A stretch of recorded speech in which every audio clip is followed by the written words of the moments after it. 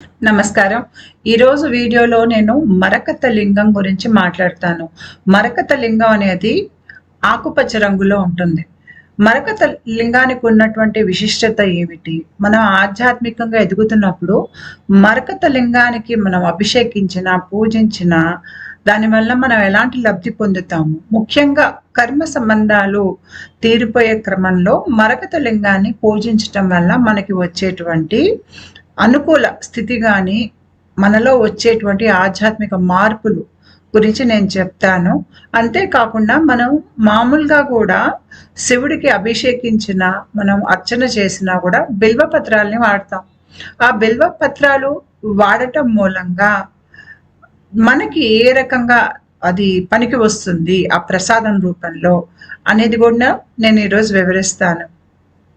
అంతేకాకుండా ఆధ్యాత్మిక ప్రక్రియలో మనకి జీర్ణకోశానికి, కడుపుకి సంబంధించినటువంటి సమస్యలు చాలా తలెత్తుతాయి. కొన్ని దశల్లో ఇవి చాలా తీవ్రకరంగా ఉంటాయి. దీంట్లో కూడా మళ్ళీ రకాలుంటాయి. ఇవి మనం ఎందుకు అనుభవిస్తాము? ఏ దశలో ఎక్కువగా అనుభవిస్తాము అనేది కూడా నేను ఈరోజు వివరిస్తాను.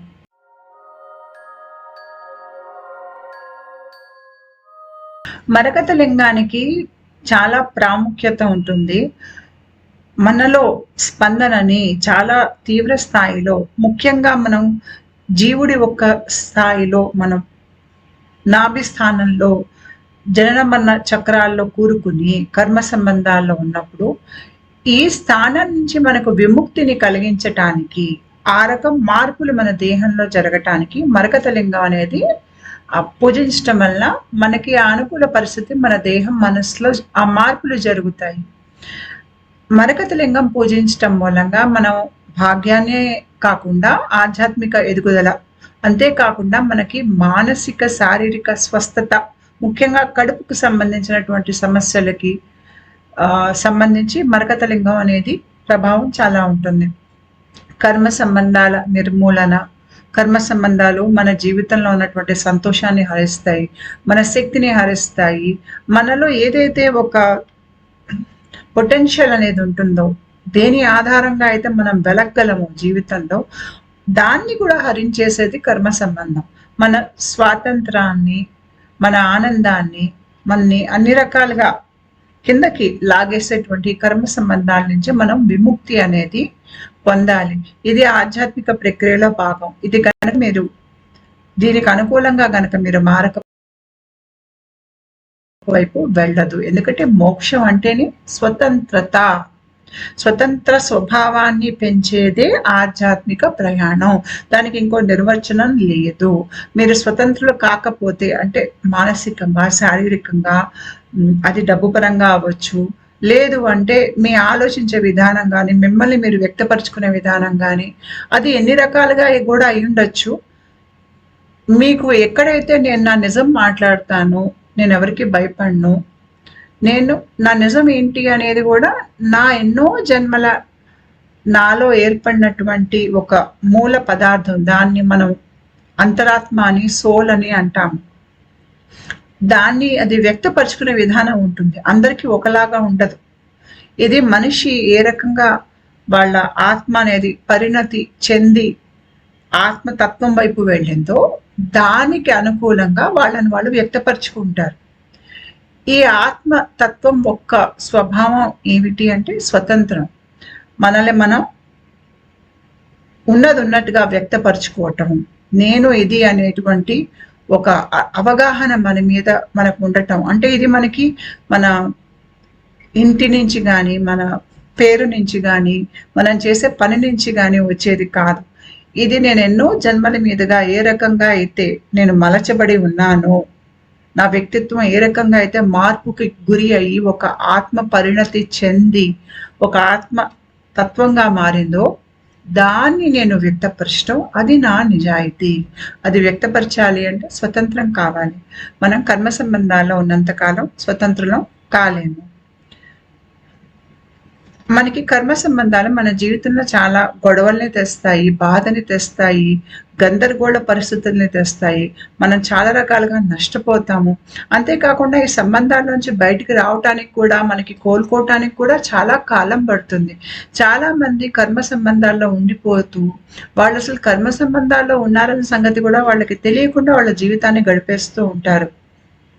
ఇలాంటి వాళ్ళు జనన మరణ చక్రాల్లో కూరుకుని ఉంటారు.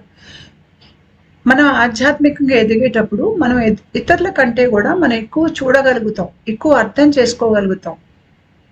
ఎక్కడో అక్కడ వేరే వాళ్ళకి అర్థం కాకపోయినా మనకి అర్థం అవుతుంది, నేను కర్మ సంబంధంలో ఉన్నాను, ఇలాంటి సంబంధం, ఇది కర్మ సంబంధం, ఈ కర్మ సంబంధం నన్ను కర్మ రుణాల్లో కట్టిపడేస్తోంది, నాకు ఈ కర్మ రుణాలు అవసరం లేదు, కర్మ రుణాలను తెంచుకుంటే గానీ నేను ఆధ్యాత్మికంగా ఎదగలేను అనేది మీకు వేరే వాళ్ళకి అర్థం కాకపోయినా మీకైతే అర్థమవుతుంది. దాంతో మీరు ఏం చేస్తారంటే, మీరు మీ లోపల చాలా మార్పులు వస్తాయి. అవి ఎలాంటి మార్పులు అంటే, ఇంకా మీకు గొడవల జోలికి వెళ్ళటం ఇష్టం ఉండదు. ఇలా అనవసరపు గొడవలు తెచ్చిపెట్టే వాళ్ళకి దూరంగా ఉంటారు. మీ లోపల ఇలాంటి వాళ్ళని ఏ విషయం ఆకర్షిస్తోంది అనేది చూసుకుని మిమ్మల్ని మీరు మార్చుకుంటారు. మీరు అనవసరంగా హై రిస్క్ బిహేవియర్స్లోకి వెళ్ళరు. మీలో గనక అమాయకత్వం ఉండి దాని మూలంగా ఇట్లా పీడించే వాళ్ళు మీ జీవితంలోకి వస్తున్నారు అంటే, మీరు మానసిక విషయాల మీద మీ అవగాహన పెంచుకుని మీ లోపల ఉన్నటువంటి అమాయకత్వాన్ని ఒక జ్ఞాన రూపంలో మార్చుకుంటారు. ఇతరులను మెప్పు పొందటానికనో, ఇతరుల్ని మభ్యపెట్టడానికనో మీరు ఏ పనులు చెయ్యరు. తర్వాత ఎవరైతే మిమ్మల్ని పీడిస్తున్నారో ఓర్పుగా భరిస్తూ అక్కడే అలా ఉండాలి అనేది మీరు అవసరం లేదన్న విషయం మీరు గ్రహిస్తారు. ఎందుకంటే మీరు చాలా కాలం ఒక పీడించే వ్యక్తి సాన్నిధ్యంలో గనక ఉంటే మనకి అది అలవాటైపోతుంది. అలవాటైపోయి ఆ పీడించే వ్యక్తికి మనం చేతికి ఒక బొమ్మలా దొరుకుతాం అన్నమాట. ఎప్పుడైతే నేను ఇలా బ్రతకాల్సిన అవసరం లేదో, ఇలాంటి వ్యక్తులు నా మీద చెడు ప్రభావమే తప్ప మంచి జరిగేది ఏం లేదు అని మనం గ్రహిస్తాము, అప్పుడు మనం గట్టిగా నిర్ణయాలు తీసుకుంటాం. మనం గట్టిగా కూడా నిర్ణయాలు తీసుకోవాలి. చాలా మందికి ఏంటంటే జ్ఞానం అంతా ఉన్నా, అంతా అర్థమైనా నిర్ణయాలు తీసుకోవటానికి వెనకాడతారు. దానికి కారణం ఏంటి అంటే, పక్క వాళ్ళు ఏమనుకుంటారు, ఇంట్లో వాళ్ళు ఏమనుకుంటారో, పిల్లలు ఉన్నారు, ఈ రకరకాల కారణాలకి. అయితే కొంతకాలం ఈ నిర్ణయం వాయిదా వేసినా ఏదో ఒక దశలో మీరు ఈ నిర్ణయం గట్టిగా తీసుకోవాల్సి ఉంటుంది. ఎందుకంటే ఈ నిర్ణయం తీసుకుని కర్మ సంబంధాల నుంచి బయటకు వస్తే కానీ మన ఆత్మ అనేది దాని అసలు తత్వాన్ని అది గ్రహించలేదు. మనలో ఉన్నటువంటి నిజాయితీని మనం చేతిలోకి తీసుకుని వ్యక్తపరచలేము. అయితే ఈ మార్పులు మన దేహంలో, జీవితంలో జరగటానికి అనుకూలంగా ఉండేది మరకత శివలింగం యొక్క శక్తి. మనం మామూలుగా శివుడికి బిల్వపత్రాలని మనం ఇస్తాం. బిల్వపత్రాలు ఎందుకు ఇస్తాము అంటే, శివుడికి ప్రీతి అని ఇస్తాం. ఈ బిల్వపత్రాలని మనం ఇచ్చినప్పుడు మనకు తిరిగి ఇస్తారు పూజారి. ఇచ్చినప్పుడు ఆ పత్రాలని మనం తినొచ్చు, మామూలుగా కూడా పచ్చిగా నమిలి తినొచ్చు. లేదు అంటే మీరు ఇంటికి తీసుకొచ్చి దాన్ని టీలా కూడా కాచుకొని దాని సారం తాగొచ్చు. అంతేకాకుండా మీకు మార్కెట్లో బిల్వ పత్ర చూర్ణం కూడా దొరుకుతుంది. ఈ బిల్వ పత్ర చూర్ణం మనకి ఎందుకు పనికి వస్తుంది, లేదంటే శివుడి ప్రసాదంగా స్వీకరించినటువంటి బిల్వ పత్రాన్ని మనం ఎందుకు నమిలి తినాలి అంటే, ఏది అతిగా చెయ్యొద్దు. మామూలుగా ప్రసాదంగా ఇచ్చింది 1-2 ఆకులు నమిలి తింటే చాలు. బిల్వపత్రం అనేది ఆయుర్వేదం ప్రకారం మన దేహంలో లివరు, గ్యాల్ బ్లాడర్, ఈ 2 మన అవయవాలు కడుపు లోపల. ఈ అవయవాల మీద ఇది బాగా పనిచేస్తుంది. ఇది డీటాక్సిఫైయర్, అంటే మన లివర్లో, గ్యాల్ బ్లాడర్లో ఉన్నటువంటి విష పదార్థాలని బయటికి తీసేస్తుంది. తీసేసి లివరు, గ్యాల్ బ్లాడర్, లివర్ అంటే కాలేయం, అది బాగా పనిచేసేటట్టుగా చేస్తుంది. అంతేకాకుండా లివర్ సెల్స్ కానీ, అంటే కణాలు కానీ, తర్వాత లివరు బైల్ జ్యూస్ అనేది ఉత్పత్తి చేస్తుంది. అది ఒక రకమైనటువంటి జీర్ణ రసం. మనం ఆహారం తిన్నాక మన కడుపులోకి వెళ్ళిన ఆహారాన్ని జీర్ణించడానికి కడుపు లోపల రసాలు ఊరుతాయి. ఒకటి ప్యాన్క్రియాస్ నుంచి వచ్చేటువంటి జీర్ణరసం, ఇంకోటి లివర్ గ్యాల్ బ్లాడర్ నుంచి వచ్చేటువంటి బైల్ జ్యూస్. అయితే మీకు బైల్ జ్యూస్ అనేది లివర్ తయారు చేస్తుంది. తయారు చేసి అధికంగా ఉన్నటువంటి బైల్ జ్యూస్ని గ్యాల్ బ్లాడర్లో స్టోర్ చేస్తుంది. అంటే మనం ఇంటి పైన నీళ్ల ట్యాంకర్లో నీళ్లు స్టోర్ చేసినట్టుగా లివర్ ఏం చేస్తుందంటే దాని లోపల అదనంగా ఉన్నటువంటి బైల్ జ్యూస్ని గ్యాల్ బ్లాడర్లో నిల్వ చేస్తుంది. మనం అన్నం తిన్నాక కడుపులోకి అన్నం వచ్చాక గ్యాల్ బ్లాడర్ ఏం చేస్తుందంటే తన లోపల ఉన్నటువంటి అదనపు బైల్ జ్యూస్ని జీర్ణకోశంలోకి విడుదల చేసి తిన్న ఆహారాన్ని అరాయించేటట్టుగా అది పనిచేస్తుంది. లివరు గ్యాల్ బ్లాడర్ బాగా పనిచేసేటట్టుగా బెల్వ ఆకు అనేది మీకు పనికొస్తుంది. మీకు ఒకవేళ లివర్లో కానీ గ్యాల్ బ్లాడర్లో కానీ ఏదైనా వాపు నొప్పి ఇలాంటివి ఉంటే కూడా ఈ పత్రం తినటం మూలంగా అవి తొలగిపోతాయి. మన కడుపు కేవలం ఆహారాన్ని కాదు, మన భావోద్వేగాలని, మన ఆలోచనని అన్నిటినీ జీర్ణిస్తుంది. మన కర్మ రుణాలకి లివరు గ్యాల్ బ్లాడర్కి సంబంధం ఉంటుంది. ఈ సంబంధం ఎక్కడ మొదలవుతుంది అంటే ఇది మనకి పుట్టుకతోనే మొదలవుతుంది. పుట్టుకతో ఎలా మొదలవుతుంది అంటే మనం ఇప్పుడు చంటి బిడ్డను చూసినట్టయితే నాభికి తల్లికి అంబైలికల్ కార్డ్ కనెక్షన్ ఉంటుంది. ఆ చంటి బిడ్డ పుట్టాక అంబైలికల్ కార్డ్ని కట్ చేసేస్తాం.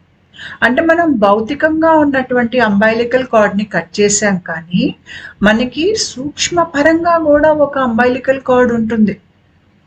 అది ఎక్కడ ఉంటుందంటే ఇప్పుడు మనం జనన మరణ చక్రాల్లో చిక్కుకుని ఉన్నప్పుడు ఇక్కడ బొమ్మలో నాభి స్థానంలో జీవుడు ఉన్నాడు.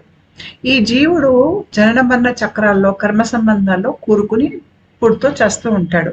ఇవి ముఖ్యమైనటువంటి 3 దశలు. మనం ఆధ్యాత్మికంగా ఎదిగేటప్పుడు మనం వెళ్ళేటువంటి 3 దశలు ఇవి. అయితే ఈ నాభి స్థానం నుంచి మనకి విడుదల ఎప్పుడు వస్తుందంటే నేను ఇందాక చెప్పాను, మనకి సూక్ష్మ స్థాయిలో కూడా అంబైలికల్ కార్డ్ అనేది ఉంటుంది. మనకి భౌతికంగా అది డాక్టర్స్ కత్తిరించిన సూక్ష్మ రూపంలో ఉంటుంది.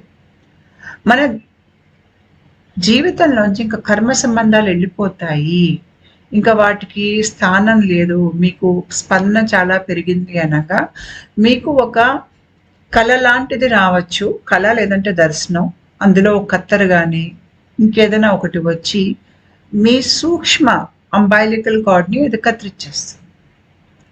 కత్తిరించేసేసి మీకు వెంటనే గాల్లో తేలుతున్నట్టు ఉంటుంది. అప్పుడప్పుడు కొంతమందికి కళ ఎలా వస్తుందంటే నాభి స్థానం దగ్గర ఆ నాభిలోంచి రక్తం గారుతున్నట్టు, లేదంటే ఏదో ఒక గొట్టం లాంటిది తెగిపోయినట్టు ఇట్లాంటి కళ వస్తుంది. ఇలా కళ వచ్చిందంటే మీకు అక్కడ విడుదల అనేది వచ్చిందని అర్థం. ఆ తర్వాత కొన్ని నెలలకో లేదంటే కొన్నేళ్లకో మీ చేతన అవస్థ నాభి స్థానం నుంచి పైకేసి వెళ్ళి ఇక్కడ అంతరాత్మ స్థాయి నుంచి దాన్ని అది వ్యక్తపరుచుకుంటుంది.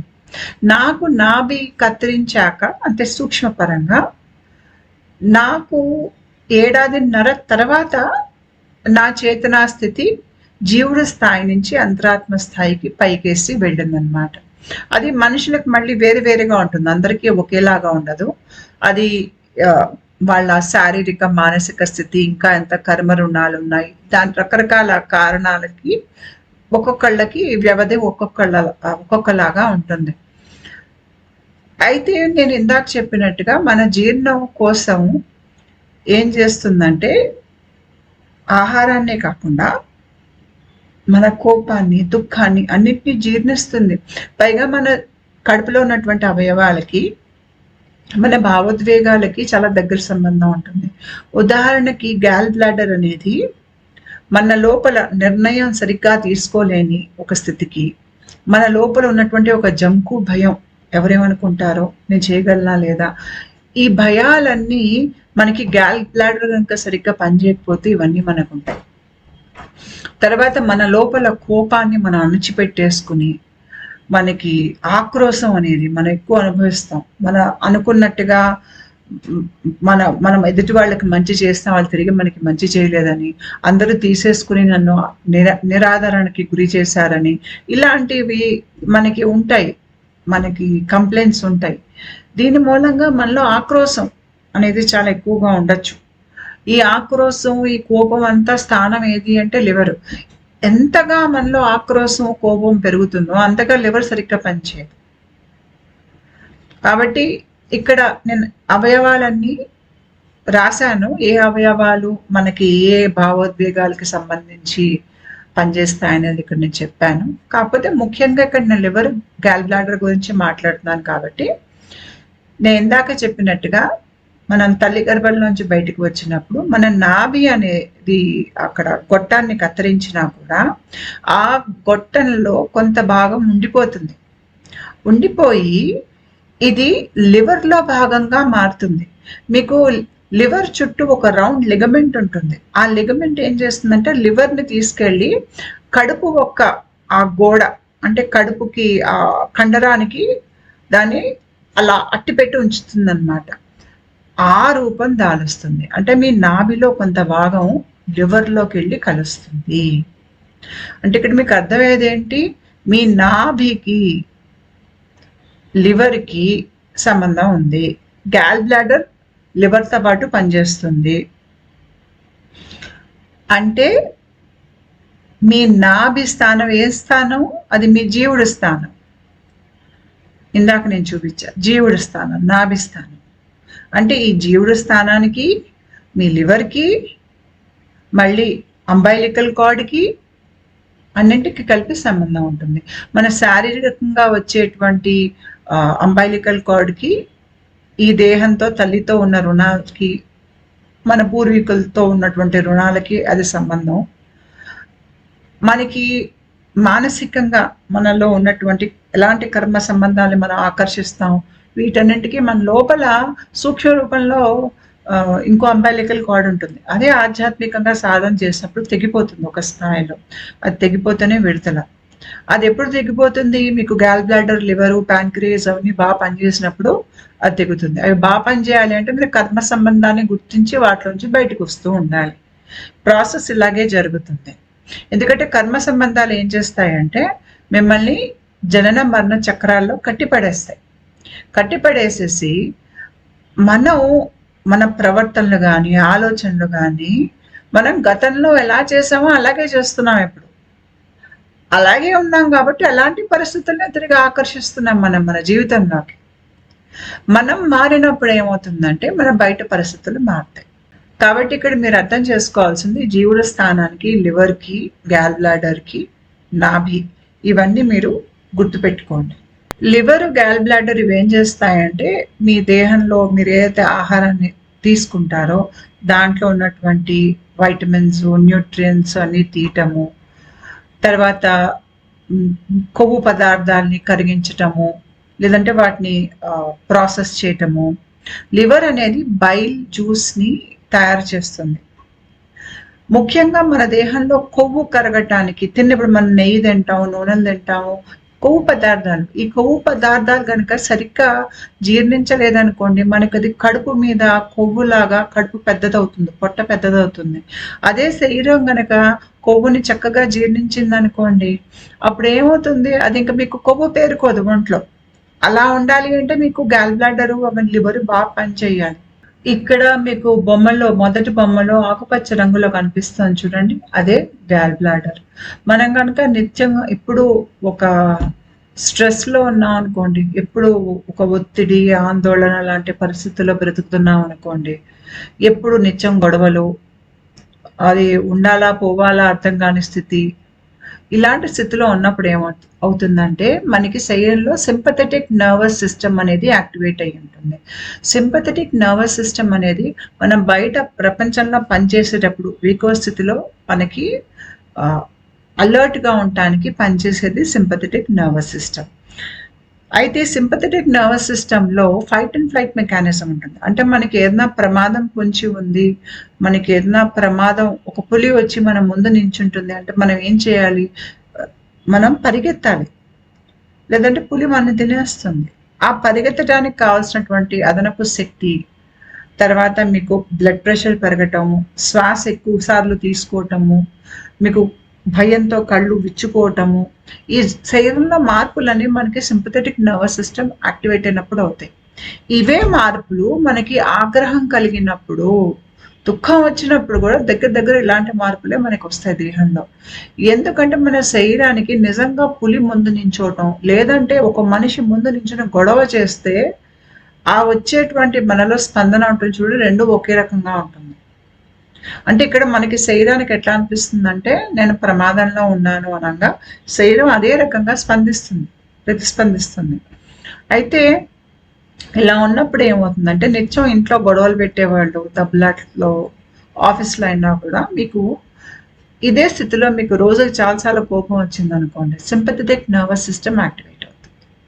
యాక్టివేట్ అయినప్పుడు ఆటోమేటిక్గా ఏమవుతుందంటే పారాసింపథెటిక్ నర్వస్ సిస్టమ్ అంతగా పనిచేయదు. సింపథెటిక్ నర్వస్ సిస్టమ్ బాగా యాక్టివేట్ అయినప్పుడు పారాసింపథెటిక్ నర్వస్ సిస్టమ్ దేనికి దాని డ్యూటీస్ ఏంటి అంటే మీరు తిన్న అన్నాన్ని చక్కగా జీర్ణించటము, మీకు విశ్రాంతి స్థితిని, ఒక ఆనందం, సంతృప్తి లాంటి స్థితిలో మనం అనుభవిస్తాం చూడండి, ప్రశాంతత, ఇదంతా మనకి పారాసింపథెటిక్ నర్వస్ సిస్టమ్ నుంచి వస్తుంది.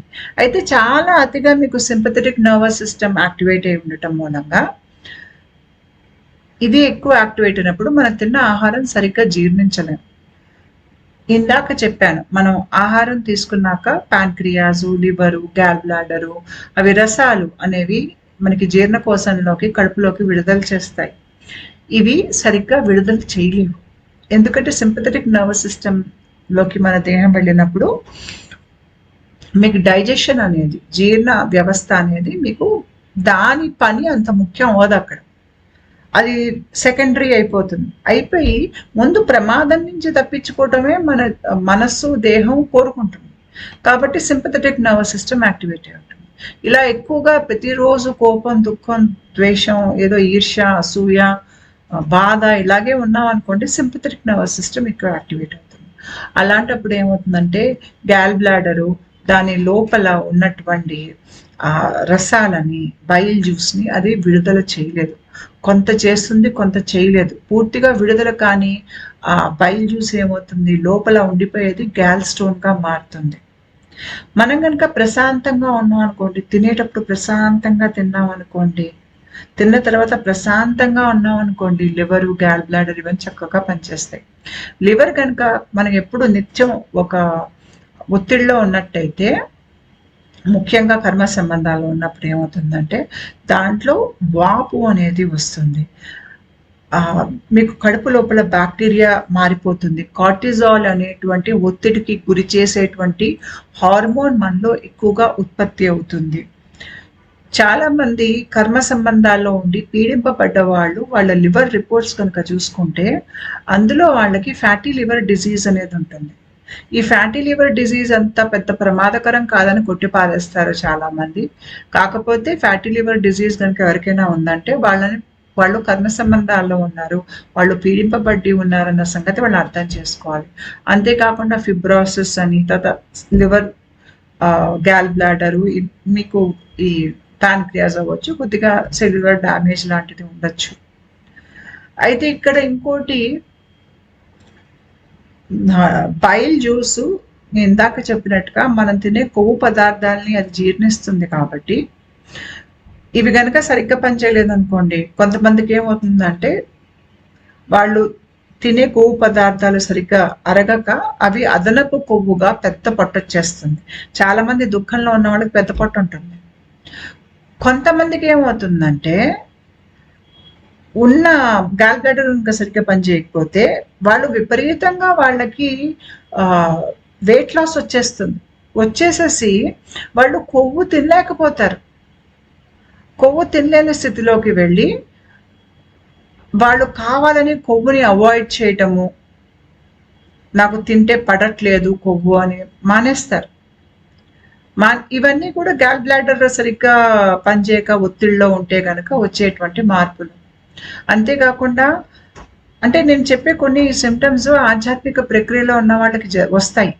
లీకీ గట్ అని, అంటే ఏంటంటే మనం తిన్న ఆహారంలో విష పదార్థాలు, బ్యాక్టీరియా ఇంటెస్టైనల్ వాల్స్ లోంచి బ్లడ్ లోకి వెళ్తాయన్నమాట.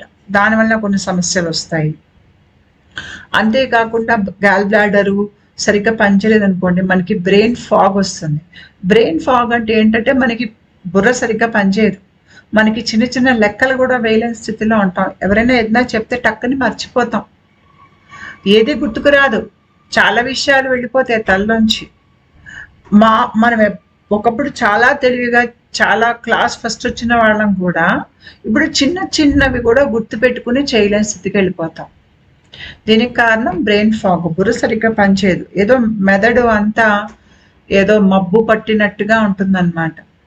అంతేకాకుండా మీకు గాల్ బ్లాడర్, లివర్ ఇవి కనుక సరిగ్గా పనిచేయకపోతే మనం తిన్న ఆహారంలో పోషక పదార్థాలని మన శరీరం తీయలేదు, వాడుకోలేదు. వాడుకోకపోయేసరికి పోషక పదార్థాలు వెళ్ళిపోతాయి బయటికి దేహం నుంచి. మన దేహంలో ఈ పోషక పదార్థాలు తక్కువగా ఉంటాయి. అంతేకాకుండా మనకి తీవ్రమైనటువంటి రకరకాల చోట్ల మనకి నొప్పులు ఒంట్లో, తర్వాత మీకు లివర్లో ఈ గాల్ బ్లాడర్లో బైల్ జ్యూస్ అనేది పెరిగిపోవటం, దాని మూలంగా ఏమవుతుందంటే మన ఆలోచించే విధానం కూడా సరిగ్గా ఉండదు. మనకి ఏమీ అర్థం కాదు, జీవితం అర్థం కాదు, చాలా అలసటగా ఉంటుంది, చాలా ఒత్తిడిగా అనిపిస్తుంది. ఇంకా ఇంకా కర్మ సంబంధాలు జీవితంలోకి కొత్త వాళ్ళు వస్తూ ఉంటారు, చాలా స్ట్రెస్లో గురి అయి ఉంటాము, ఓపిక ఉండదు, నిస్సత్తువ అయిపోతాము, డైజెషన్ సమస్యలు వస్తాయి. అంటే ఊరికనే బాత్రూమ్స్కి వెళ్ళి రావటము, లేదు అంటే వాళ్ళకి కాన్స్టిపేషను, ఇవన్నీ కూడా మన కడుపు సరిగ్గా పనిచేయనప్పుడు మనకి కలిగేటువంటి ఇబ్బందులు. అంతేకాకుండా ఆధ్యాత్మిక ప్రక్రియలో పుండిన సిమ్టమ్స్లో భాగంగా మనం కొన్ని అనుభవిస్తాం. ఏ స్థాయిలో ఎక్కువ అనుభవిస్తాం ఇవన్నీ అంటే, మన జీవితంలో కర్మ సంబంధాలుండి మనం వాటిని గుర్తుపట్టకపోయినా, గుర్తుపట్టి మనం వాటి గురించి ఏమీ చేయలేకపోయినా, లేదు అంటే కర్మ సంబంధాలు ఇంకా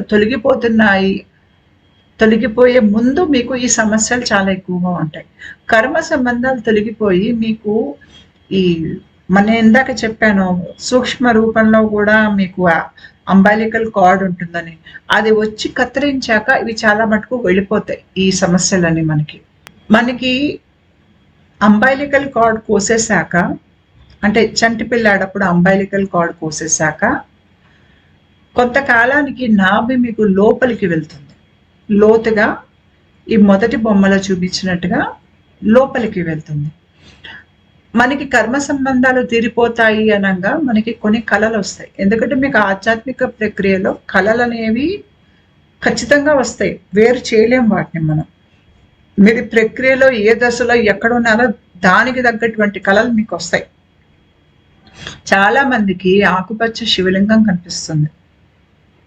ఈ ఆకుపచ్చ శివలింగం నాకు ఆలోచిస్తే అచ్చం గాల్ బ్లాడర్ లానే ఉంది చూడండి. మీకు ఈ గాల్ బ్లాడర్ ఆకుపచ్చ రంగులో ఉంది, శివలింగం కూడా మీకు ఆకుపచ్చ రంగులో ఉంది. అంతేకాకుండా మీకు కర్మ సంబంధాలు తెగిపోయే ముందు కూడా ఇలా బావులకి సంబంధించినటువంటి కళలు వస్తాయి.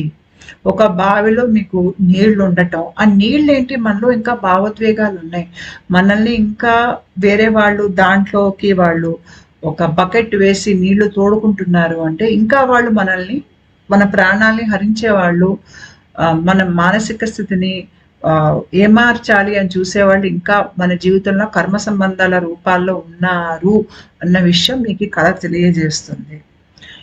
లేదు అంటే ఎండిపోయిన బావి కనిపిస్తుంది, ఎండిపోయిన బావిలో మీకు నీళ్లు ఉండవు అంటే ఇంకా మీకు ఇక్కడ మీరు మీ లోపల ఉన్నటువంటి భావోద్వేగ పరంగా మీరు ఒక రకమైనటువంటి ప్రశాంత స్థితిలోకి వస్తున్నారు. ఇంకా మిమ్మల్ని పీడిద్దాము, హింసిద్దాము, లాక్కుందాము అనుకునే వాళ్ళకి మీరు అందరు, ఎందుకంటే అక్కడ నీళ్ళు లేవు, వాళ్ళు తోడుకోలేరు, నీళ్లు తోడుకోలేరు. ఒకళ్ళు వచ్చి నించున్నా అక్కడ వాళ్ళకి ఏమీ అందదు కాబట్టి వాళ్ళకి మీ మీద ఆసక్తి ఉండదు. ఇంకా అంటే కర్మ సంబంధాలు పీడించడానికో తీసుకోవడానికే వస్తారు, వాళ్ళు మీకు ఇవ్వటానికి రారు, మీకు మంచి చేయడానికి వాళ్ళు రారు.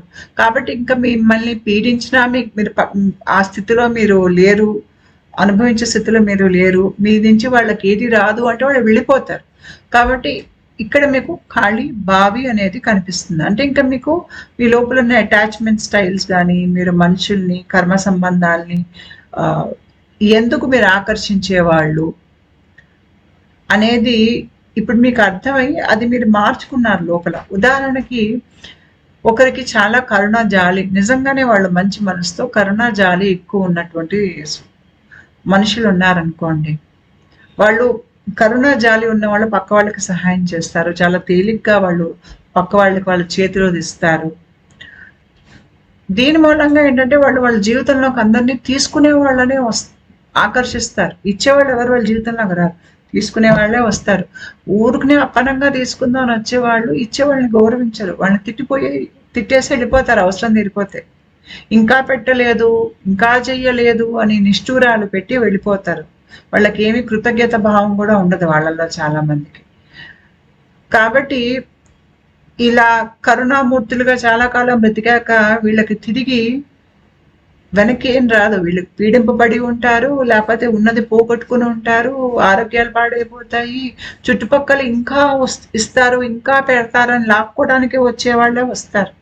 ఇదంతా ఎక్కడో ఒక స్థాయిలో వాళ్ళు గుర్తిస్తారు. అప్పుడు వీళ్ళ ఆరోగ్యం పాడైపోయి ఉంటుంది. గుర్తించి ఇంకా నేను ఎవరికి ఇవ్వను, నిజంగా వాళ్ళకి అవసరం ఉన్న వాళ్ళకే నేను సహాయం చేస్తాను, లేదంటే నేను అసలు బయటికి నాలో కరుణ ఉంది అనే సంగతి కూడా నేను అది కప్పిపుచ్చేసుకుంటాను, బయటికి నేను కఠినంగా కనిపిస్తాను నా లోపల కరుణ ఉన్నా కూడా అని వాళ్ళు ఏం చేస్తారంటే వాళ్ళని వ్యక్తపరుచుకునే విధానం మార్చేస్తారు. మార్చేసి బయటికి వాళ్ళలో ఉన్న కరుణ బయటికి కనపడినివ్వకుండా ఒక మామూలు స్ట్రైట్ ఫేస్ పెట్టుకుని ఉంటారు. దాంతో వాళ్ళు గమనించేది ఏంటంటే కొంతకాలానికి ఊరుకుని అప్పనంగా తీసుకుని తిట్టిపోసే అందరూ వాళ్ళ జీవితంలో వెళ్ళిపోతారు, తిట్టే పోతారు ఇంకా పెట్టలేదు అని. అయినా వీళ్ళు పట్టించుకోరు, చాలా మంది వెళ్ళిపోతారు. ఇంచుమించు వాళ్ళ జీవితంలో అందరూ ఖాళీ అయిపోతారు. ఎందుకు ఖాళీ అయిపోతారు అంటే వీళ్ళందరూ తీసుకోవడానికి వచ్చిన వాళ్ళు ఏ రోజైతే పెట్టరో వెళ్ళిపోతారు. ఇక్కడ ఏమవుతుందంటే మనిషి మారిపోయింది. మనిషి మారిపోయేసరికి ఆ ఖాళీ బావిలాగా వస్తుంది. నీకెవరు తోడుకోలేరు, తీసుకోలేరు, వెళ్ళిపోయారు అందరూ. ఈవిడకి జీవిత పాఠాలు నేర్పించి వెళ్ళారు.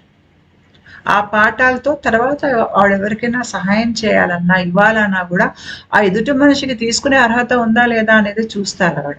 చూసి దాని ప్రకారంగా ఆవిడ ఇవ్వాలన్నా కరుణ చూపించాలన్నా తర్వాత తను కూడా వెనక్కి తీసుకోవడం అనేది నేర్చుకుంటారు. ఇవ్వటమే కాకుండా స్వీకరించడం కూడా నేర్చుకుంటారు. రెండు ఉండాలి మనకి. ఇస్తూ పోలేము, మనం ఇచ్చినప్పుడు ఎదుటి వాళ్ళు కూడా మనకి తిరిగి ఇవ్వాలి ఏదో ఒక రూపంలో. అది ప్రేమ రూపము, కృతజ్ఞతా భావము, లేదంటే తిరిగి సహాయం చేయటము. ఇచ్చి పుచ్చుకోవటంలో ఎప్పుడు బ్యాలెన్స్ ఉండాలి. అది బ్యాలెన్స్ లేకపోతే కర్మ సంబంధం అయిపోతుంది, అది గుర్తుపెట్టుకోండి. అయితే ఇక్కడ నేను ఇందాక చెప్పినట్టుగా ఆకుపచ్చ శివలింగం కనిపించటం, ఈ బావులు లాంటి కళలు మీకు రావటం. నా విషయంలో నాకు ఏం జరిగిందంటే నాకు నిద్రపోతుందాన్ని అర్ధరాత్రి మెలకు వచ్చింది. మెలకు వచ్చేసరికి నాకు ఒక సూక్ష్మ చెయ్యి కనిపించింది. ఎవరిదో చెయ్యి మటుకే కనిపించింది, వాళ్ళ కుడి చెయ్యి. ఆ చేతిలో శివలింగం ఉంది. ఆ చెయ్యి నాకు నడుము లోపలికి అంటే శరీరం లోపలికి వెళ్ళింది. పక్క వైపు నుంచి, ఎడం వైపు నుంచి శరీరం లోపలికి చొచ్చుకుని లోపలికి వచ్చింది చెయ్యి. వచ్చి శివలింగాన్ని నా నాభి స్థానంలో అమర్చి చెయ్యి వెళ్ళిపోయి మాయమైపోయింది. అంటే ఒక సూక్ష్మ రూపంలో శివలింగాన్ని నా నాభి స్థానంలో పెట్టి ఆ చెయ్యి మాయమైపోయింది. అయితే అది ఏంటి అని ఆలోచిస్తే నాకు అర్థమైంది ఏంటంటే మన నాభి మామూలుగా లోపలికేసి ఉంటుంది. మనకి ఎవరికైనా కూడా నాభి లోపలికేసి ఉంటుంది. ఆ లోపలున్న నాభిని కనుక మనం బయటికేసి లాగామనుకోండి, ఆ లోపలికి వేలు పెట్టి అక్కడ చర్మాన్ని పట్టుకుని ఇలా బయటికి లాగామనుకోండి, మీకు రెండో బొమ్మ ఉంది చూడండి, అట్లా బయటికి వస్తుంది. అది చంటి పిల్లాడు నాభి. అంటే అంబైలికల్ కార్డ్ కోసేసాక ఆ నాభి అట్లా ఉందన్నమాట చంటి పిల్లాడికి ఆ భాగం. ఇక్కడ నేను అది ఎందుకు పెట్టాను అంటే మన నాభి కూడా లోతు ఉంటుంది, ఆ లోపలికి వెళ్ళి వేలు పెట్టి దాన్ని బయటికి లాగితే అది రెండో బొమ్మలా బయటకు వస్తుంది. అది చూడండి శివలింగంలా ఉందా, ఇక్కడ చూడండి, చూడండి శివలింగంలా ఉందా. గ్యాల్ బ్లాడర్ చూడటానికి అలాగే ఉంది, ఇది అలాగే ఉంది, శివలింగం కూడా అలాగే ఉంది. అంటే మీకు ఎప్పుడైతే ఇట్లాగా నాభి బయటకేసి శివలింగం లాగా వచ్చింది అనే కళ వచ్చింది అనుకోండి, ఇక్కడ కూడా మీరు కర్మ రుణాల్లోంచి బయటికి వచ్చేసారు అని సంగతి మీరు అర్థం చేసుకోవాలి. మీ కర్మ రుణాల్లో ఉన్నంత కాలం నాభి లోపలికేసి ఉన్నట్టు కనిపిస్తుంది. ఏ రోజైతే మీరు కర్మ రుణాల్లోంచి బయటకు వచ్చేస్తారో నాభి బయటకేసి ఇట్లాగా శివలింగం రూపంలో బయటకు వస్తుంది. ఇదే నాకు నా అనుభవంలో ఒక సూక్ష్మ చెయ్యి వచ్చి శివలింగాన్ని నా నాభి స్థానంలో ఇలా బయటకు వచ్చేటట్టుగా అమర్చి వెళ్ళి చెయ్యి మాయమైపోయింది. అంటే అక్కడితో నా కర్మ సంబంధాలు తీరిపోయాయి. అంతేకాకుండా కలలో బిల్వపత్రాలు వచ్చిన, లేదు అంటే ఒక ఖాళీ బావి లోపల మట్టి పైకేసి వచ్చి ఆ మట్టి, ఆ బావి లోతు మట్టి బయటికి వచ్చి ఒక చిన్న కొండలా తయారైంది అనుకోండి, బావి పూడుకుపోయి పైకి ఒక శివలింగం రూపంలో మీకు మట్టి అనేది ఒక కొండలాగా తయారైంది అనుకోండి, అది కూడా మీకు కర్మ సంబంధాలు ఇంకా తీరిపోతాయి అనే దానికి చిహ్నం. ఇది మామూలుగా మీకు సూక్ష్మ నాభి గొట్టం అది కత్తిరించే ముందు జరిగేటువంటి సూచనలు లేదంటే కళలు ఇవన్నీ. దీని తర్వాత మీకు ఏమవుతుందంటే మీరు ఇంకా కర్మ సంబంధాల్లోంచి బయటకు వచ్చేటట్టుగా మీ జీవితం అనేది మారిపోతుంది. ఈ కళలకి ఇంకో అర్థం ఏంటంటే మీ లివర్ కానీ గ్యాల్ బ్లాడర్ కానీ వాటిలో మార్పులు జరుగుతున్నాయి. ఇదే దశలో మనం చాలా జీర్ణకోశానికి కడుపుకి సంబంధించినటువంటి కుండలిని సిమ్టమ్స్తో బాధపడతాం. ఇందాక నేను చెప్పిన సిమ్టమ్స్ అన్ని. ఎందుకు బాధపడతాము, జీర్ణకోశ సమస్యలు ఎందుకు వస్తాయి అంటే దానికి ఇంకో కారణం కూడా ఉంది. మన కడుపు అగ్నితత్వం. ఆ కడుపులో ఉన్నటువంటి అగ్ని అక్కడ తినే ఆహారాన్ని జీర్ణిస్తుంది. అయితే మనకి మన దేహంలో మన కర్మలు మొత్తం దేహం అంతా మీకు సెల్యులర్ మెమరీ రూపంలో ఉంటుంది. ఆ కర్మల దగ్ధం అవ్వాలి అంటే దానికి కూడా అగ్ని కావాలి. ఆ అగ్ని ఎక్కడి నుంచి వస్తుంది, మీ కడుపులో ఉన్న అగ్నే మీకు శరీరంలో వేరు భాగాలకి చేరుతుంది. చేరి అక్కడ ఉన్నటువంటి కర్మని దగ్ధం చేసే ప్రయత్నంలో ఉంటుంది. అప్పుడే మీకు శరీరంలో రకరకాల భాగాల్లో మీకు నొప్పులు, వాపులు, వేరే కుండలిని సిమ్టమ్స్ లాంటివి వస్తాయి. దాని మూలంగా కడుపులో మీకు అగ్ని కొద్దిగా తగ్గుతుంది. ఇది కొంతకాలం, ముఖ్యంగా కర్మ సంబంధాలు తీరిపోక ముందు మీకు ఇది కడుపులో వచ్చేటువంటి సమస్య. ఇది దాంతో పాటు కూడా మీకు అవయవాలన్నీ కూడా మార్పుకి గురి అవుతున్నాయి. ఆధ్యాత్మిక ప్రక్రియలో అవి కూడా పాల్గొంటున్నాయి కాబట్టి వాటికి సంబంధించినటువంటి వేరే సిమ్టమ్స్ కూడా వస్తాయి. కాకపోతే ఒక స్థాయిలో మీ దేహంలో కర్మ అనేది కొంతవరకు దగ్ధం అయిపోయి ఇప్పుడు మీరు కర్మ విముక్తులు అంటే కర్మ సంబంధాల నుంచి విముక్తి పొందటానికి అన్నట్టుగా సిద్ధంగా ఉన్నప్పుడు దానికి అనుగుణంగా మీకు లివరు, ప్యాన్క్రియాజు వాటి పనితీరు కూడా మారుతుంది. పనితీరు మారి కర్మ సంబంధాల నుంచి మిమ్మల్ని పూర్తిగా బయటికి తీసేటట్టుగా ఇవి పనిచేస్తాయి. అప్పుడే మీకు ఇందాక నేను చెప్పిన కళలన్నీ ఎక్కువగా వస్తాయి. ఇలాంటి స్థితిలో ఏంటంటే మీకు పారాసింపథెటిక్ నర్వస్ సిస్టమ్ ఎక్కువ యాక్టివేట్ అవుతుంది. చాలా మంది నిద్రలు ఎక్కువ పోతారు. మనకి ఆధ్యాత్మిక దర్శనాలు, దైవిక దర్శనాలు పెరగటం, మన స్పిరిట్ గైడ్స్, గురువులు వాళ్ళు మనకి సహాయం చేస్తున్న సంగతి మనకి తెలియటం, మన లోపల ఒక రకమైనటువంటి స్పష్టత, ఒక మానసిక ధైర్యం, జ్ఞానం ఇవన్నీ ఎక్కువ అవటం మొదలు పెడతాయి ఈ స్థాయిలో. సో ఇక్కడ మీరు అర్థం చేసుకోవాల్సిందంటే మన నాభి స్థానం అనేది ఇది చాలా ముఖ్యమైనటువంటి స్థానం. ఈ స్థానంలో మీకు మణిపుర చక్రం అగ్ని, తర్వాత స్వాదిష్టాన చక్రం జలం. అంటే అగ్ని జలం కలిసే దగ్గర చాలా విస్ఫోటం, అంటే చాలా పెనుమార్పులు జరుగుతాయి అక్కడ. మీకు ఇక్కడ చక్ర వ్యవస్థలో మీకు మధ్యలో పసుపు రంగులో ఉన్నటువంటి చక్రం మణిపుర చక్రం. మణిపుర చక్రం ప్యాన్క్రియాస్కి సంబంధించినటువంటి చక్రం. ఇది అగ్నితత్వం. దాని కింద మీకు స్వాదిష్టాన చక్రం ఉంటుంది చూడండి, జలతత్వం. మీకు నాభికి 2 అంగుళాల పై భాగంలో మణిపుర చక్రం ఉంటుంది. నాభికి 2 అంగుళాలు దిగువన స్వాదిష్టాన చక్రం ఉంటుంది. స్వాదిష్టాన చక్రమే సబ్ కాన్షియస్ మైండ్. ఇది తెరుచుకుంటుంది మనకి ప్రక్రియలో భాగంగా. అయితే ఈ రెండింటి మధ్యలో జంక్షన్లో ఏముంది అంటే నాభి ఉంది. అగ్నికి జలానికి అంటే మణిపురానికి స్వాదిష్టానానికి ఆ కలిసే దగ్గర ఎక్కడైతే పెను కర్మ మార్పులు మనం అనుభవిస్తామో, మన కర్మ రుణాలు తెగిపోయే జాగా ఉందో ఆ రెండు కలిసే జాగా గుర్తుపెట్టుకోండి. అగ్ని జలం ఆ రెండు కలిసే జాగాలోనే మీకు నాభి అనేది ఉంటుంది. అందుకనే మనకి బైల్ జ్యూస్ అవనివ్వండి, తర్వాత పాన్క్రియాస్ లో ఉత్పత్తి అయ్యేటువంటి జీర్ణ రసాలు అనుకోండి, ఇవన్నీ కూడా యాసిడిక్ ఉంటాయి. ఎందుకుంటాయి? యాసిడ్ అంటే ఏంటి? జలం అగ్ని ఆ రెండు కలియకే యాసిడ్. సో మీకు లివర్ అన్నా, గాల్ బ్లాడర్ అన్నా, మీకు పాన్క్రియాస్ అన్నా, అది ఫైర్ వాటర్ ఎలిమెంట్ మిక్స్.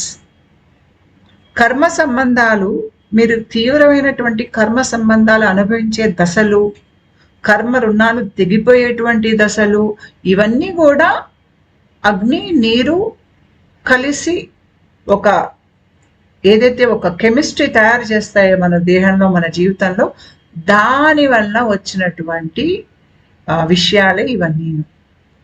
నేను చెప్తూ ఉంటా మనకి ఆధ్యాత్మిక ప్రక్రియలో దశలు ఉంటాయని. ఆ దశలు నేను చాలా వీడియోస్లో వివరించాను. అంటే మొదటి దశ మీకు మీ మీదకి ప్రాణ లేదంటే శక్తిపాతం దిగటం, తర్వాత మీకు కుండలిని సిమ్టమ్స్, చాలా రకాల సిమ్టమ్స్ ఉంటాయి, దాంట్లో ఏ సిమ్టమ్స్ అయినా కూడా రావచ్చు. ఆ తర్వాత మనం ఒక శూన్య స్థితిలోకి వెళ్తాం. ఈ శూన్య స్థితిలో చాలా మందికి చనిపోవాలని, ఏదో చావులాగా ఓ చీకటి స్థితి, అంతా దుఃఖం, ఏం అర్థం కాదు, నిత్యం ఏడుస్తూ ఏదో అచ్చి రావట్లేదు జీవితం, అంతా పోతోంది జీవితంలోంచి, మనుషులు వెళ్ళిపోతారు, కర్మ సంబంధాలన్నీ చాలా వెళ్ళిపోతాయి జీవితంలోంచి, నేను నాది అనుకున్నవంతా మన జీవితంలోంచి తీసివేయబడతాయి. చాలా మార్పులకి గురయ్యేటువంటి స్థానం వాయిడ్ స్టేట్, శూన్యస్థితి. ఇది నేను ఇందాక చెప్పాను చూడండి, జలం తర్వాత అగ్ని కలిసే దగ్గర, ఇక్కడ చాలా కర్మలు తీరిపోతాయి. కర్మలు తీరిపోయే దగ్గరే మనం ఎక్కువ బాధపడతాం. ఆ కర్మలు తీరిపోవటానికి మనం కొన్ని నిర్ణయాలు తీసుకోవాల్సి ఉంటుంది, దాంట్లో నుంచి బయటికి రావటానికి. ఆ పెద్ద పెద్ద నిర్ణయాలు తీసుకోవటం, ఆ బాధని మనం అనుభవించటం, ఇదంతా ఈ జలం అగ్ని కలిసే దగ్గరే అవుతుంది, ఆ జంక్షన్ పాయింట్లోనే అవుతుంది. ఆ జంక్షన్ పాయింట్ ఎక్కువ మీకు వాయిడ్ స్టేట్స్లోనే మీరు ఆధ్యాత్మిక ప్రక్రియలో అనుభవిస్తారు. ఆ తర్వాత మళ్ళీ మీరు కాస్త కోలుకోవటం, మళ్ళీ పై స్పందనలో మీరు మిమ్మల్ని మీరు ఏ రకంగా వర్ణించుకుంటారో, మీ జీవితాన్ని మీరు ఏ రకంగా చూస్తారనేది పై స్థాయిలో అక్కడ మారిపోతుంది. అంటే అక్కడ మీరు మారిపోయి ఉంటారు. మళ్ళీ ఆధ్యాత్మిక ప్రక్రియ మీకు సైక్లికల్ ప్రాసెస్ కాబట్టి మళ్ళీ మొదటి దశకి వెళ్తారు. నేను గతంలో ఈ ఆధ్యాత్మిక శూన్య స్థితుల మీద ఒక వీడియో చేసి ఉన్నా, ద వాయిడ్ స్టేట్స్ అని. నేను దానికి లింక్ డిస్క్రిప్షన్ బాక్స్లో పెడతాను, చూడండి.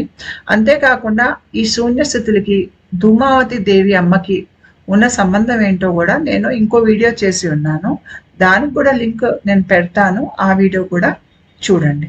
ఇందాక నేను చూపించినట్టుగా మీకు గాల్ బ్లాడర్ మీకు ఆకుపచ్చ రంగులో ఉంటే, శివలింగం కూడా ఆకుపచ్చ రంగులో ఉంది, మరకత శివలింగం. అందుకనే మీకు ఆకుపచ్చ శివలింగం కనిపించింది కల్లో అంటే గాల్ బ్లాడర్ ఇంకా బాగా పనిచేస్తుంది, కర్మ రుణాల్లోంచి తీసేసేటట్టుగా మీకు గాల్ బ్లాడర్, లివరు పనిచేస్తాయి అనే దానికి చిహ్నం. అంటే ఇంకా కర్మ రుణాలు వెళ్ళిపోతాయి మీ జీవితం నుంచి. అయితే మనము శివుడికి బిల్వాకులు మనం సమర్పిస్తాం. బిల్వాకులు ఎందుకు పెడతాము శివుడికి అంటే, ఈ దళాలు, బిల్వం ఒక తత్వం ఏంటి అంటే, అది శివుడు ఒక శక్తిని అది పీల్చుకుంటుంది. పీల్చుకోవడమే కాకుండా దాంట్లో అది నిలుపుకుంటుంది, నిల్వ ఉంచుకుంటుంది ఆ శక్తిని.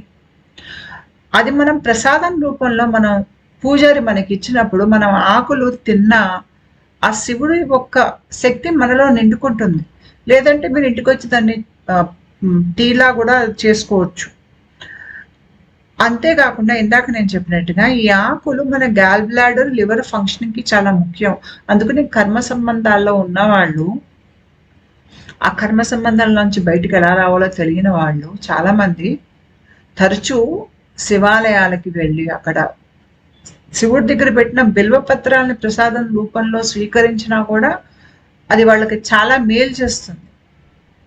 ఎందుకంటే శివుడి యొక్క మరకత శివలింగం, ముఖ్యంగా మరకత శివలింగానికి కార్మిక్ కార్డ్ డిస్కనెక్షన్ కి సంబంధం ఉంటుంది. మన జీవితంలో కర్మ సంబంధాలను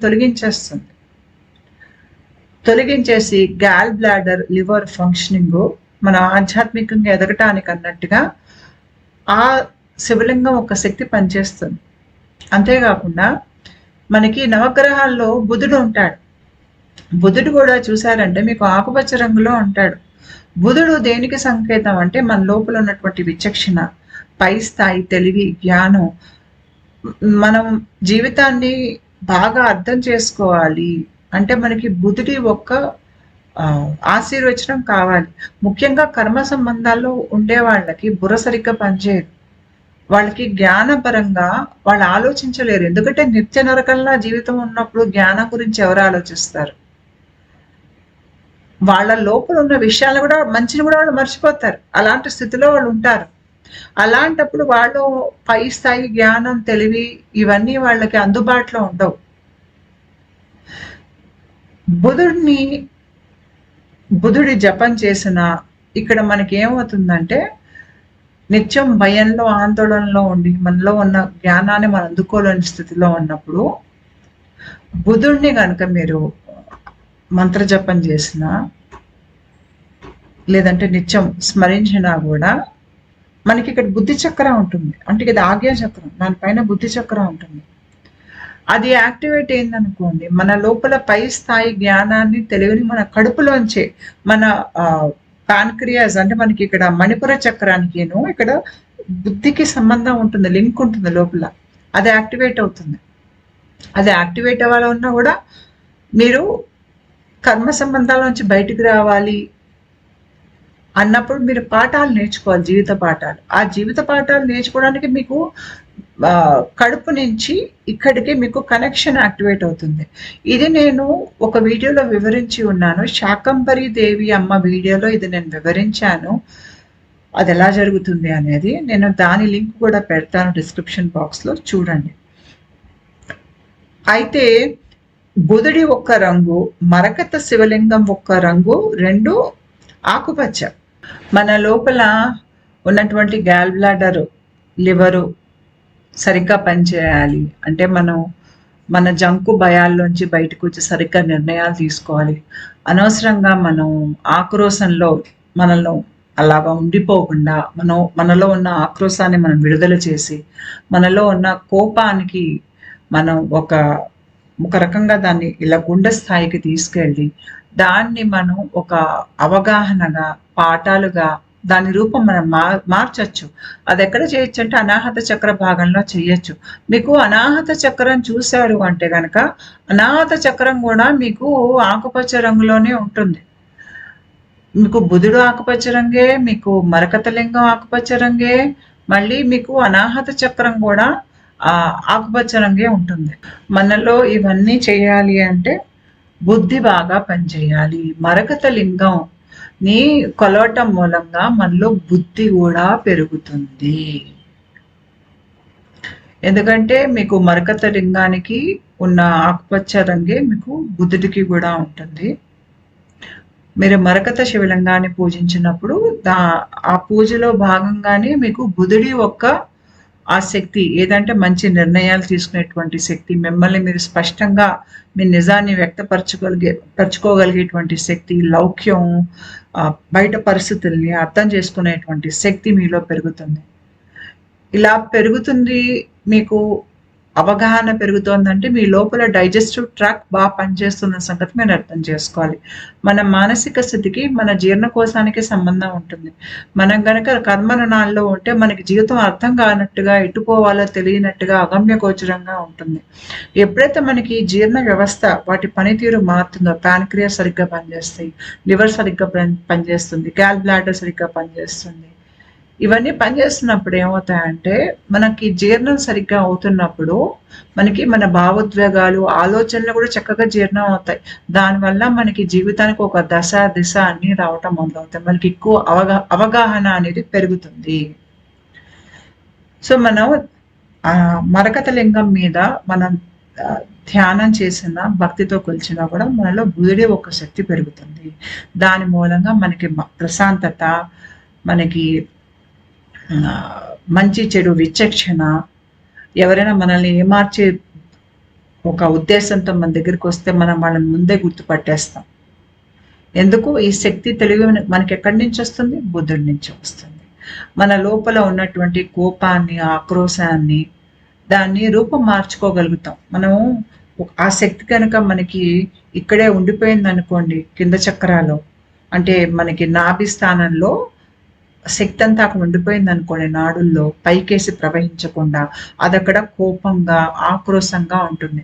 అదే శక్తి మనం పైకి వచ్చింది అనుకోండి, అంటే శక్తి కింద నుంచి పైకేసి వస్తుంటే అది అనాహత చక్రానికి చేరినప్పుడు అదే మీకు అవగాహనగా, జ్ఞానంగా, క్షమగా, ఈ రకంగా అది రూపం మారిపోతుంది అదే శక్తి. అలా మారాలన్నా కూడా ఇక్కడ కూడా ఆకుపచ్చ రంగే మీకు అనాహత చక్రం. సో మరకత లింగాన్ని పూజించడం వల్ల ఇంకా ఇవన్నీ మీకు జరిగే మంచి విషయాలు. దాని వల్ల మీకు ఏమవుతుందంటే, మీరు నిర్భయంగా కఠిన నిర్ణయాలు తీసుకుని మీరు జీవితంలో ధైర్యంగా ముందుకు వెళ్ళగలుగుతారు. ఆ శక్తి కూడా మీకు మరకత లింగం నుంచి వస్తుంది. అయితే బుధుడు 3 నక్షత్రాలకి అధిపతి. మనకి 27 నక్షత్రాలు ఉంటాయి. అందులో 3 నక్షత్రాలకి అధిపతి బుధుడు. ఆశ్లేష, జ్యేష్ఠ, రేవతి. అయితే మనకి జాతక చక్రం చూసుకున్నట్టయితే ఈ ఆశ్లేష, జ్యేష్ఠ, రేవతి మన జాతక చక్రంలో ఇక్కడ మనకి లగ్నం ఉన్నా, లేదంటే ఇక్కడ ఈ భాగాల్లో మీకు సూర్యుడున్నా, చంద్రుడున్నా, ముఖ్యమైన గ్రహాలున్నా, లేదంటే అక్కడ ఏ గ్రహాలు లేవు అంటే మీకు గోచారంలో గ్రహాలు తిరుగుతూ ఉంటాయి. అలాంటప్పుడు కూడా కొన్ని గ్రహాలు ఈ కక్షల్లోకి వచ్చినప్పుడు మీ జీవితంలో కొన్ని కర్మ రుణాలు తీరిపోయేటటువంటి దశల్లోకి మీరు వస్తారు. ఇక్కడే మీకు చాలా జీవితం కష్టం అవటం, కర్మ రుణాలు తెగిపోవటం. ఎందుకు అవుతుంది అంటే, నేను ఇందాక చెప్పాను, అగ్ని జలం కలిసే దగ్గర మీకు నాభిస్థానంలో అగ్ని జలం కలుస్తాయని చూపించాను. ఒక మనిషి జాతక చక్రం ఇలాగే ఉంటుంది. అయితే ఇక్కడ ముందు ఆశ్లేష నక్షత్రం చూసారంటే కనుక అది కర్కాటక రాశిలో ఉంది. ఆశ్లేష జలతత్వం, ఎందుకంటే కర్కాటక రాశి మీకు జలతత్వం. ఇది తల్లి స్థానం. మీకు దాని పక్కన మీకు సింహం రాశి మొదలవుతుంది. ఆ సింహ రాశిలో మీకు మొదటి నక్షత్రము మఖ నక్షత్రం, అది అగ్నితత్వం. ఇందాక నేను చెప్పాను, ఎక్కడైతే మీకు జలం అగ్ని కలుస్తాయో అక్కడే మీకు కర్మ రుణాలు తీరిపోవటం అనేది అదే స్థానంలో జరుగుతుంది. నేను మీకు అక్కడ ఒక ఎర్ర ఆరో పెట్టాను. దీన్ని మనం గంధాంత అని అంటాం. గంధాంత అంటే ఏంటంటే, ఎక్కడైతే మీకు అగ్ని తర్వాత జలం కలుస్తాయో ఆ భాగాల్లో మీకు తీవ్రమైనటువంటి పెను కర్మకి సంబంధించిన విషయాలు మీకు యాక్టివేట్ అవుతాయి. నేను ఇందాక చెప్పాను, స్పిరిచువల్ వాయిడ్ ఫేజ్ అంటే ఆధ్యాత్మిక శూన్య స్థితులు. ఇక్కడ ఏంటంటే తీవ్రంగా కర్మ రుణాలు తెగిపోయేటువంటి స్థితి. అది చాలా కష్టమైనటువంటి స్థితి అక్కడ మనం ఉన్నప్పుడు. చాలా సార్లు ఇక్కడ ఉండే వాళ్ళకి దీనికన్నా చనిపోవడం బెటర్ ఏమో అనిపించేటట్టుగా ఉంటుంది జీవితం అప్పుడు అక్కడ. అది ఎందుకు? మన గత జన్మ కర్మ రుణాలు అన్నీ తీరిపోవటానికి వస్తున్నాయి అక్కడ ఆ భాగంలో.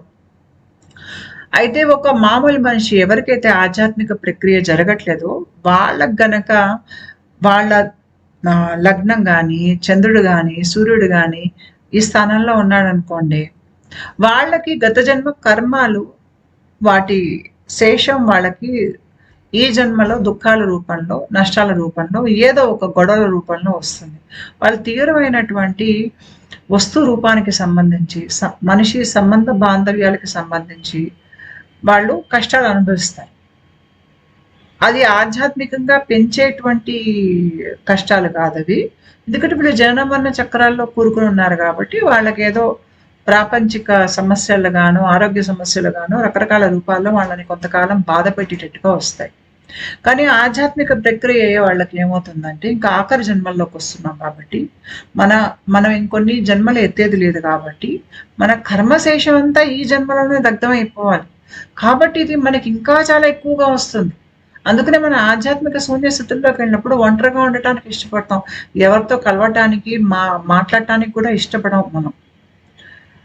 ఇక్కడ మీకు ఆశ్లేష మఖ, మీకు ఆశ్లేష జలం, మఖ అగ్ని రెండు కలుస్తున్నాయి. అంటే మన నాభి దగ్గర జంక్షన్ పాయింట్ లా ఇక్కడ రెండు కలుస్తున్నాయి.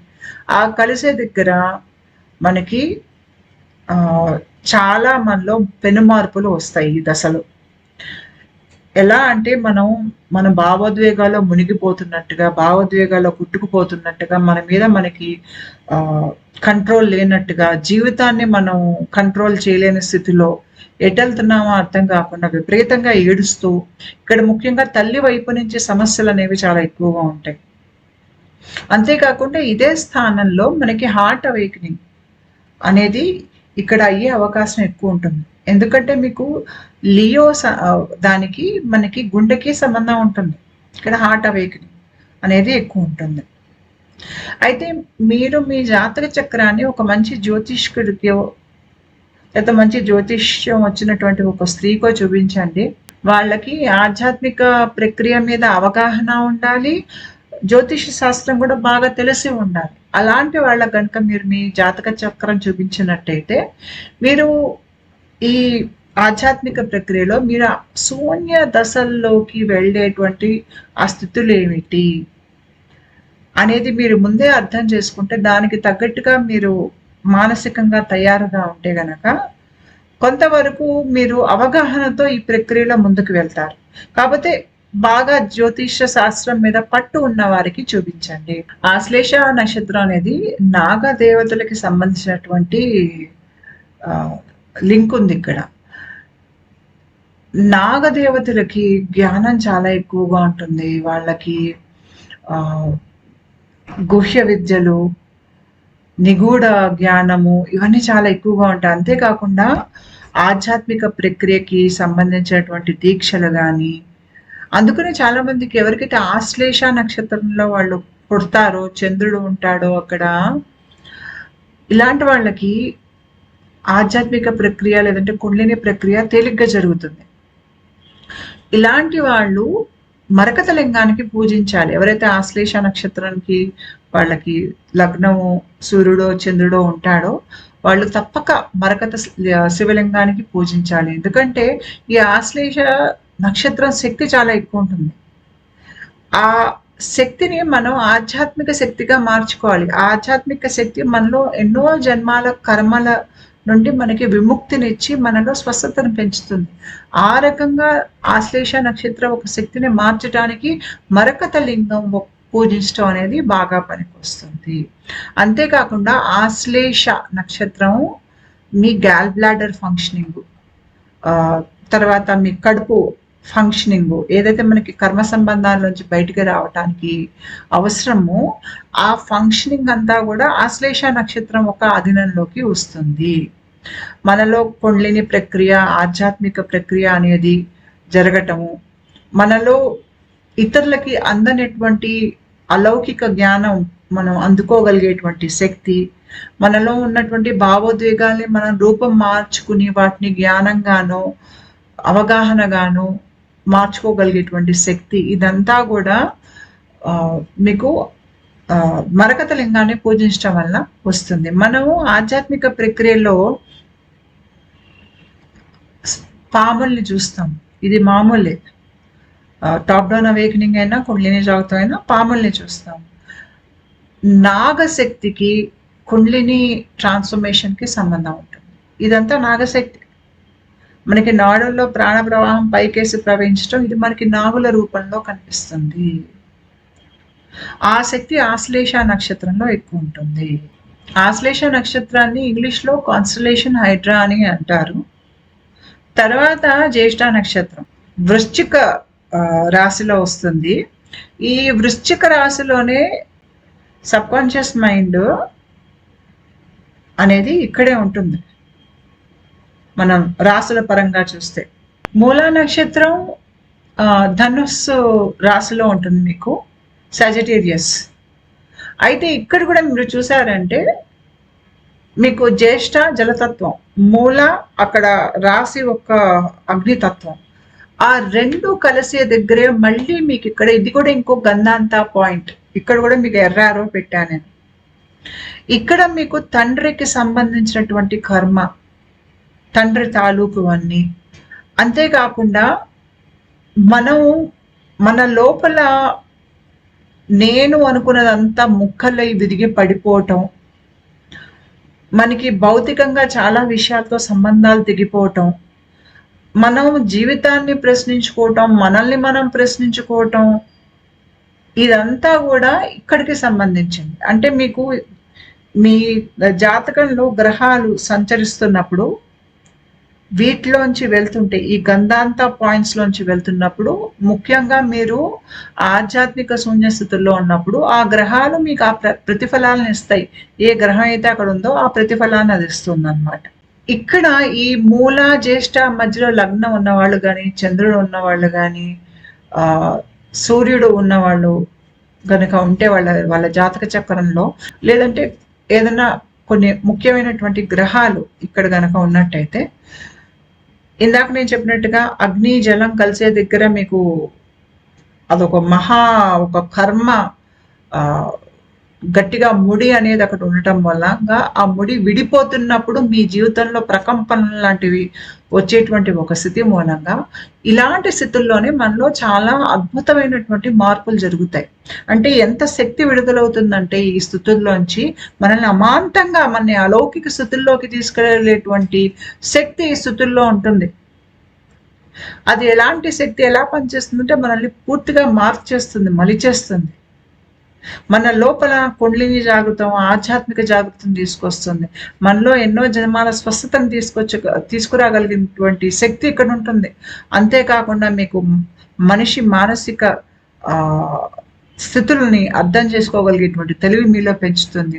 అకల్ట్ నాలెడ్జ్ పెరుగుతుంది. మనుషులు గొప్ప గురువులో, యోగులో, లేదంటే వాళ్ళు గ్రేట్ హీలర్స్ ఆ రకంగా అవ్వగలిగేటువంటి శక్తి ఇక్కడ ఉంటుంది. పైగా మీరు జ్యేష్ఠ నక్షత్రం గనక చూశారు అంటే, జ్యేష్ఠ నక్షత్రం నేను గతంలో ధూమావతి దేవికి వీడియో చేశాను. ఆ ధూమావతి దేవి అమ్మవారిని జ్యేష్ఠ అని కూడా అంటారు. ధూమావతి దేవికి కేతువుకి సంబంధం ఉంటుంది. కేతువు మనలో ఒక వైరాగ్య భావాన్ని తీసుకొస్తుంది. కేతువు దశలోనే చాలా మందికి వాళ్ళకి ఆధ్యాత్మిక ప్రక్రియ, కుండలిని ప్రక్రియ అనేది ఇక్కడే మొదలవుతుంది. నాకు నా జీవితంలో కేతు మహర్దశలోనే కుండలిని జాగృతం జరిగింది. సో మీకు ఇక్కడ కుండలినికి, కేతువుకి, ధూమావతి దేవి వాయిడ్ స్టేట్స్ కి సింబల్. ఆవిడ వీడియో చూస్తే కనుక మీకు అర్థమవుతుంది. సో ఇవంతా కూడా వాయిడ్ స్టేట్స్ కి సంబంధించినటువంటి విషయాలు ఆధ్యాత్మిక ప్రక్రియలు. పైగా వాయిడ్ స్టేట్స్ లోనే మనం చాలా మారిపోతాం. ఆధ్యాత్మికంగా ముందుకు వెళ్ళగలిగేటువంటి స్థితి, పురోగతి అనేది మనం ఆ శూన్య స్థితిలో ఉన్న చీకట్లో మనలో వచ్చేటువంటి పెను మార్పులకి ఆధారం చేసుకునే మనలో చాలా తీవ్రమైనటువంటి ఆధ్యాత్మిక ఎదుగుదల అనేది భవిష్యత్తులో వస్తుంది. మనం శూన్య స్థితిలోంచి వెళ్ళందే మన శరీర స్పందన పెరగదు. కాబట్టి ఇవి పునాదులు మన శరీర స్పందన పెరగటానికి. జ్యేష్ఠ నక్షత్రాన్ని ఇంగ్లీష్లో స్టార్ అంటారస్ అని అంటారు. తర్వాత నక్షత్రం ఏమిటి అంటే రేవతి. రేవతి మీకు మీనరాశిలో ఉంటుంది, జలతత్వం. మీకు అశ్విని మేషరాశిలో ఉంటుంది, అగ్నితత్వం. ఇక్కడ కూడా జలం అగ్ని కలుస్తున్నాయి. ఇది కూడా గంధాంత పాయింట్. మీకు 12వ గది మీకు జాతక చక్రంలో మోక్షాన్ని సూచించేటువంటి గది. అంటే మనం మోక్షం గనక మోక్షం వైపు మనకి మనసు వెళ్ళాలన్నా, మోక్ష సాధన కోసం మనం ఆధ్యాత్మిక ప్రయాణాలు, ఆధ్యాత్మిక పద్ధతులు, మన మన ఆ రకంగా మన జీవితం ముందుకు వెళ్ళాలంటే మనకి 12వ గడిలో చూసుకోవాలి. 12వ గడిలో మనకి మన మోక్షం అనేది ఉంటుంది. మొదటి గడి మేష రాశిలో మనకి మన కొత్త ఆరంభం అనేది అక్కడే మొదలవుతుంది. అంటే ఒక పక్కన అంతం, ఒక పక్కన ఆరంభం. మనకి ఆధ్యాత్మిక ప్రక్రియ సైకిల్స్ లో వెళ్తుంది కాబట్టి, నేను ఇందాక చూపించాను మీకు సైకిల్స్, అది సైక్లికల్ ప్రాసెస్ కాబట్టి ఒక ప్రాసెస్ ఎండ్ అయ్యేది మీకు మీనరాశిలో, కొత్త సైకిల్ మొదలయ్యేది మేషరాశిలో. అంటే ఒకటి తుదికి వస్తేనే ఇంకోటి ఆరంభం అవుతుంది. ఆ తుది ఆరంభం మధ్యలో జరిగేటువంటి ఆ మార్పులే మీకు ఈ గంధాంత పాయింట్. ఇక్కడ కూడా మీకు జలం, అగ్ని కలుస్తున్నాయి. అంతేకాకుండా మీకు ఇది మీనరాశి. మీనరాశిలో మీకు దీన్ని స్టార్ పైసియం అంటారు ఇంగ్లీష్లో. మీనరాశిలో మీకు 2 చేపలు కనిపిస్తాయి. ఈ 2 చేపలు దేనికి చిహ్నాలు అంటే మన లోపల ప్రాణ ప్రవాహానికి 2 రకాల ముఖ్యమైన ప్రాణ ప్రవాహాలు ఏంటి, ఈడా పింగళ నాడుల ప్రవాహాలు మనకి ఉంటాయి. మనకి ఆ ప్రాణ ప్రవాహానికి సంకేతమే ఈ చేపలు. ఈ చేపలకి మన 12వ గదికి, మన దేహంలో జరిగేటువంటి ఆధ్యాత్మిక ప్రక్రియ సైక్లికల్ ప్రాసెస్కి, మనలో వచ్చే ఆధ్యాత్మిక మార్పులకి, అంటే ఒక స్థాయిలో మనం పూర్ణులవటం, మళ్ళీ ఇంకో స్థాయిలో మన ఆధ్యాత్మిక ప్రక్రియ మొదలవటం. ఒక స్థాయిలో మనకి పూర్ణత్వం వస్తేనే ఇంకో స్థాయిలో ఆధ్యాత్మిక ప్రక్రియ ముందుకెళ్తుంది. ఈ విషయాలకి సూచనే ఇక్కడ రేవతి నుంచి అశ్వినికి వెళ్ళేటువంటి ఈ మార్పు, ఈ గంధాంత పాయింట్ సూచించేది అది. అయితే వీటన్నింటికి కూడా ఇప్పుడు నేను చూపించిన ఈ గంధాంత పాయింట్స్లో తీవ్రకరమైనటువంటి ఒక ఆధ్యాత్మిక శక్తి ఉంటుంది. మన కర్మ రుణాల్ని తెంచేసేటువంటి శక్తి గంధాంత పాయింట్స్లో ఉంటుందని చెప్పాను.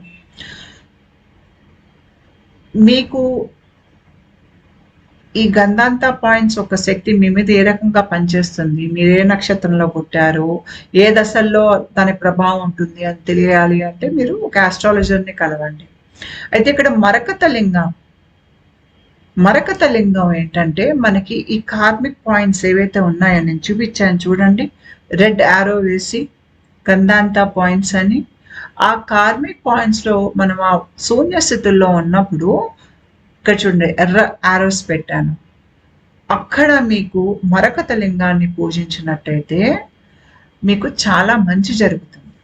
ఇక్కడ మీకు కార్మిక్ కార్డ్స్కి డిస్కనెక్షన్ అయిపోయేటట్టుగా మీ జీవితం మారుతుంది. మీ శరీరంలో మీ లివర్ కానీ, గాల్ బ్లాడర్ కానీ దానికి అనుకూలంగా లోపల మార్పులు జరుగుతాయి. అంతేకాకుండా బుద్ధి ఒక శక్తిని మీరు తేలిగ్గా అందుకోగలుగుతారు. ఇవన్నీ మీరు కేవలం మరకత లింగాన్ని పూజిస్తే చాలు. మీ జాతకంలో ఉన్నటువంటి సమస్యలు ఉండొచ్చు, లేదు అంటే మీ జీవితంలో ఉన్నటువంటి సమస్యలు అవ్వచ్చు, అవి క్రమేపీ తొలగిపోయి దాని స్థానంలో మీరు కర్మ విముక్తులు అవ్వటానికి మరకత లింగం ఒక శక్తి పనిచేస్తుంది. ఉంటారండి. నమస్కారం.